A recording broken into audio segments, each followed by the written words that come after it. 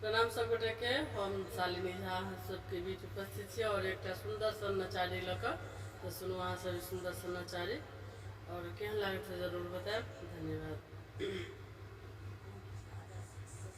घूम घूम शहर गाम टोला यो भोला अपने के सम्मान करी हो। घूम घूम शहर गाम टोला यो भोला अपने के सम्मान करी हो। सनकल बताह बेल भर दिन मगन भय सनकल बताह भेल भर दिन मगन भय महिमा बखान करी हो। घूम घूम शहर गाम टोला यो भोला अपन के सम्मान करी हो। चीज कोनो अपना ले हम नहीं जोगेलो चीज कोनो अपना ले हम नहीं जोगेलो। फूलक निकहार आन अपने के चाहेलो फूलक निकहार आन अपने के चढ़ेलो।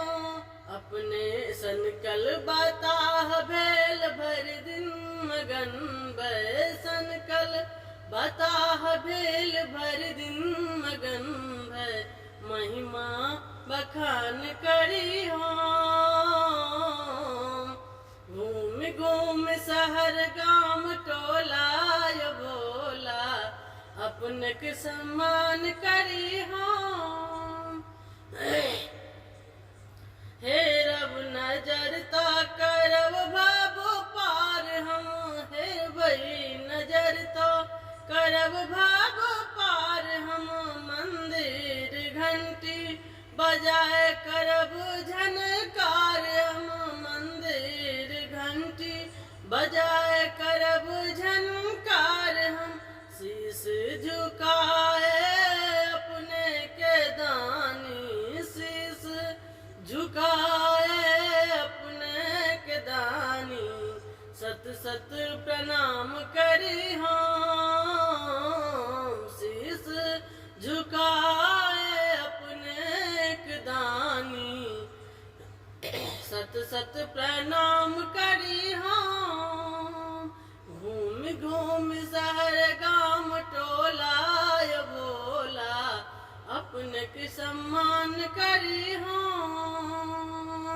गिरजा के संग कते सुंदर लगई छे गिरजा के संग कते सुंदर लगई छे। बसहा पर नहु नहु कोना चलई छे बसहा पर नहु नहु कोना चलई छे।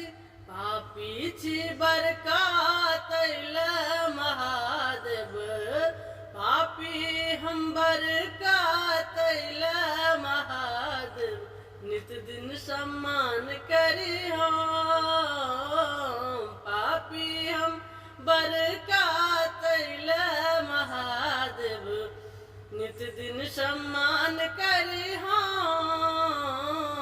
घूम घूम शहर गाम टोला यो भोला अपने के सम्मान करी हो।